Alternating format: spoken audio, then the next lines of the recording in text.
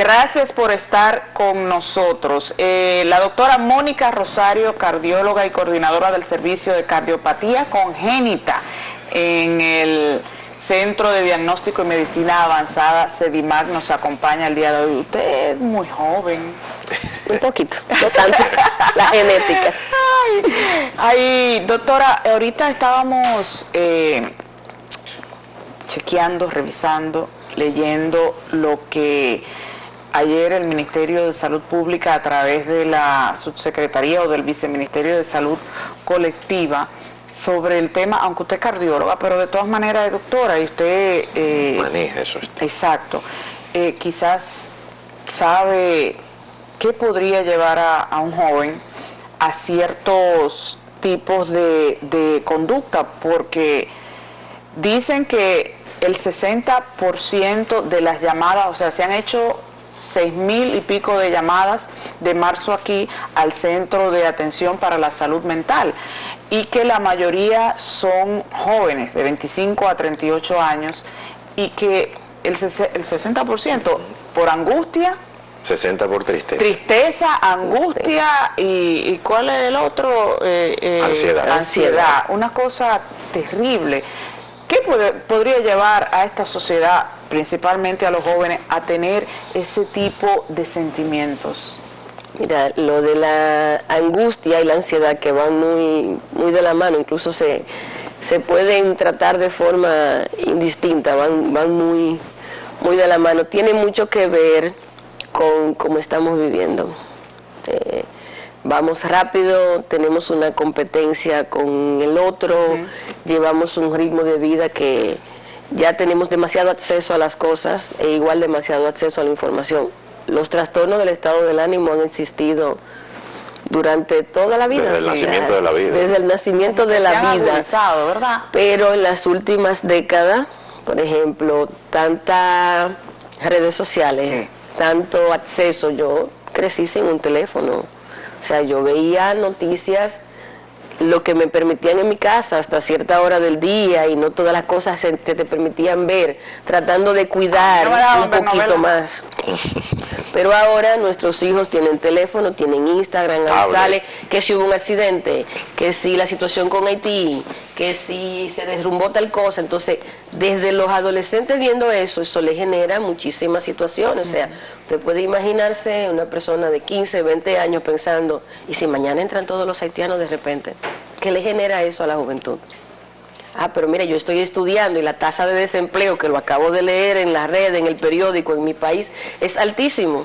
¿Cómo va a estar el estudiante en la universidad? ¿Para qué estoy estudiando? Futuro? Entonces, esa ansiedad es estar 100% pendiente en el futuro, en cómo voy a vivir mañana, cómo voy a vivir mañana. Y la gente ya ni siquiera disfruta el hoy, porque está muy pendiente a qué puede pasarme ahorita, qué puede pasar mañana. Entonces, yo creo que eso es lo que nos está generando mucha más situaciones. Estoy totalmente de acuerdo con usted. Este país además vive con demasiado estrés. Doctora, ¿hay en estos momentos preocupación porque muchos jóvenes están teniendo infartos? Porque se supone, ¿verdad?, que si tú eres mayor deberías ser más peligroso para ti una enfermedad o un infarto, pero es todo lo contrario cuando se trata de cardiopatía. ¿Por qué el joven no aguanta los infartos como lo puede aguantar una persona más adulta o más avanzada en edad? Bueno, sí, la incidencia de infarto, de enfermedades cardiovasculares, se ha disparado en gente joven. Esto va de la mano con la obesidad, el sobrepeso, la comida sedentaria. Sé que hay mucha teoría de que si las vacunas eso le iba a decir, la algo vacuna, que ver el COVID, con el incremento tan alto de enfermedades, pero sí el COVID definitivamente, no solo el COVID, sino cualquier enfermedad inflamatoria. Pero vamos, que hay personas que tuvieron COVID 3, 4 veces desde que inició la pandemia. Entonces, imagínate 4 procesos inflamatorios severos. Esta inflamación lo que le hace a los vasos, a las arterias y al corazón. Entonces, naturalmente, a mayor grado de inflamación, más incidencia de que la persona se infarte, y eso no excluye a la gente joven.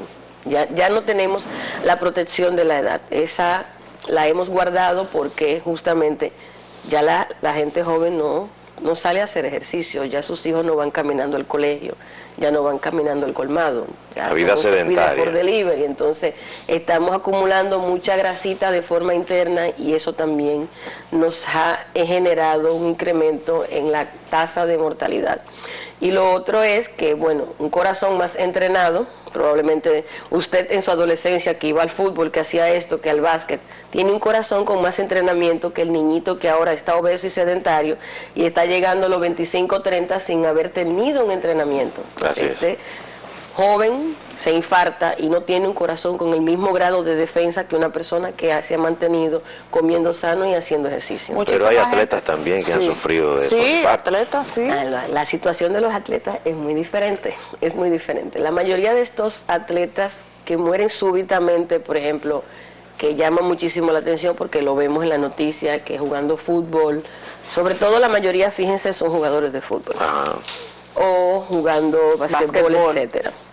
Y es porque hay algunas cosas que son genéticas. Que no la conocen. Cardiopatía congénita, por ejemplo. Hay algunas cardiopatías congénitas y hay otros que son trastornos genéticos. O sea, usted tiene un gen defectuoso que probablemente cuando usted nació en el corazón no se notaba el daño y a medida que esa enfermedad genética va avanzando, va cambiando el tejido propio y normal del corazón, sea por grasa o se va poniendo muy grueso.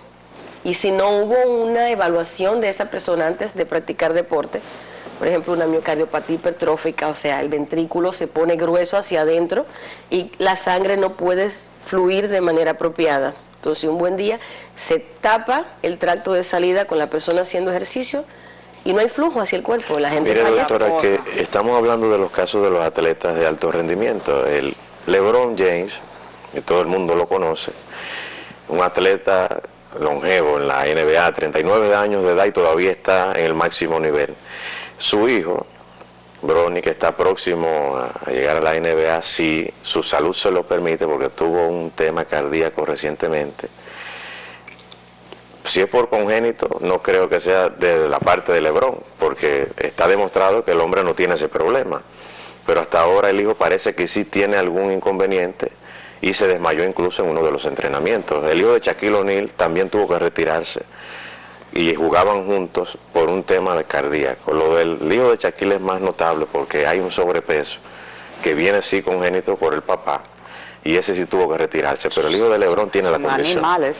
Exacto, incluso con el hijo de LeBron se ha mantenido cierto hermetismo. Así es. De qué es realmente lo que tiene el joven, pero bien pudo ser un proceso inflamatorio. A veces haces una gripe, tuviste COVID y haces algo que nosotros llamamos miocarditis, o sea, se inflama el músculo, y ese músculo inflamado usted lo somete a estrés, a correr, a jugar, a practicar, y de repente puede generar una arritmia. La mayoría de estos pacientes que mueren así, excluyendo la parte que comentamos anteriormente, casi siempre tiene que ver con una arritmia, una alteración eléctrica que se produce en el ventrículo, en esa pared que está inflamada. Es lo que se ha considerado en el caso de, uno aquí especulando, porque realmente ellos han mantenido eso muy hermético. Sí. Ahora bien, hay otros casos, por ejemplo, que el atleta sabe lo que tiene y por no perder un contrato de cientos de millones, o sea, hacer el sacrificio, incluso a veces le ponen la gerencia lo maneja también con intención de volver a jugar. Sí. O sea, y tuve una muerte súbita, me implantan un desfibrilador, algo que si me da una arritmia, me da una descarga eléctrica, y yo tengo toda la intención de volverme a arriesgar, de volver a jugar. Y le controlan el tiempo del juego. Porque real y efectivamente... Pero hay mucha gente que le dio, muchas personas que no sufría de hipertensión y le dio COVID y después salen que ya sí sufren de hipertensión. ¿Eso tiene que ver con el músculo que se inflama o...? Tiene que ver con la inflamación no solo del músculo, sino también del sistema arterial. O sea, nosotros tenemos un sistema arterial cuya arteria principal más grande en el cuerpo es la aorta, que es la que está conectada directamente al ventrículo. Muchos de estos pacientes, por la inflamación, se altera el mecanismo de sustancia que dilatan la arteria y otra sustancia que mantiene la arteria contraída. Entonces ya no hay sustancia para dilatar suficiente y la arteria se queda más contraída y ahí comienza el paciente. Es una de las formas de debutar como hipertenso, porque hay 5 o 6 mecanismos por el cual una persona puede comenzar a ser hipertenso. Mi hija, cuando estaba en el bachillerato, mi hija mayor, que ya iba a graduarse, ella hizo el servicio militar voluntario, que iban a las escuelas, y en una de las físicas que le pusieron, ella se sintió cansada, y los militares me dijeron que la llevara al médico para ver. Resulta que la niña, y nació con eso y yo no lo sabía, tenía un prolapso. ¿Eso qué es, doctora?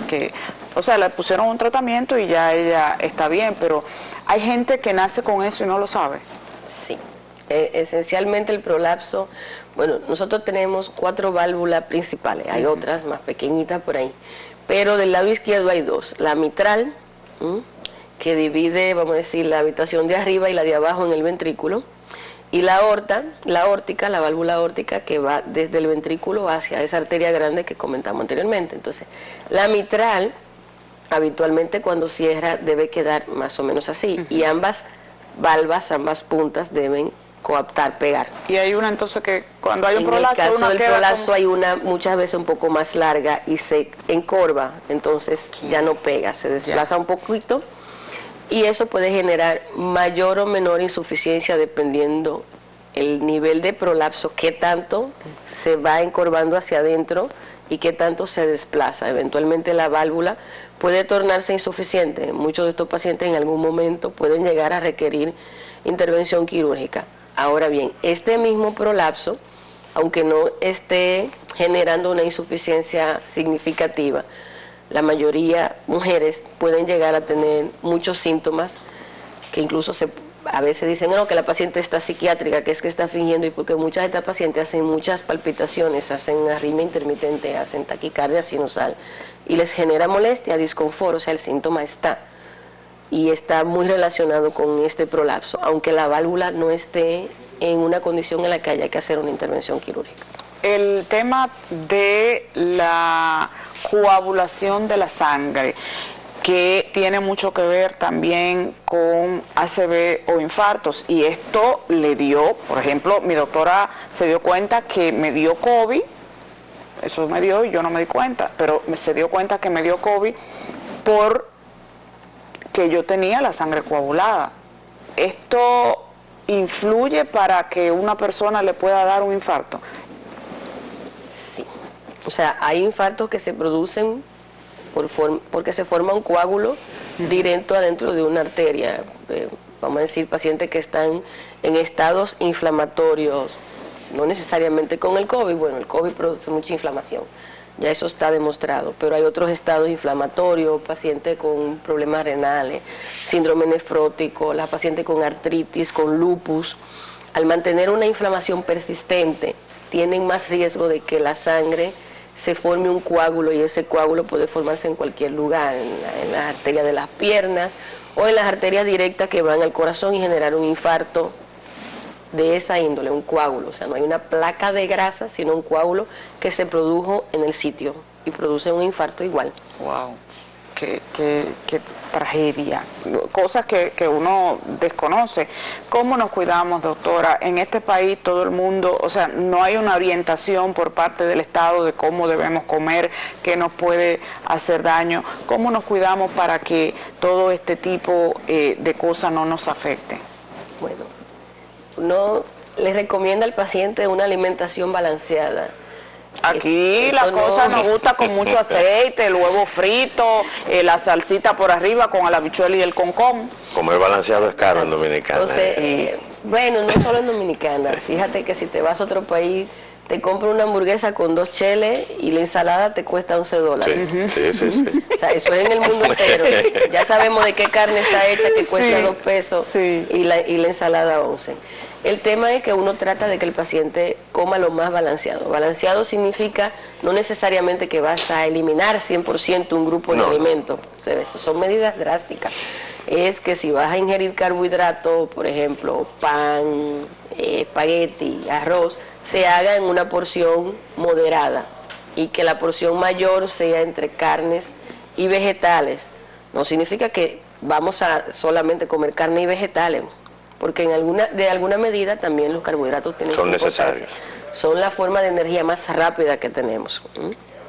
El asunto es el exceso y el abuso, o sea, es tratar de mantener en ese triángulo del plato porciones que sean considerables, tratando de que la mayor sea de vegetales. Evitar el azúcar, llámese lo que hacemos, le hacemos jugo a los hijos, ¿no? Tratar de que sean con frutos naturales. Como decía, la canasta está carísima, sí, pero sí. hay que tratar de hacer el esfuerzo.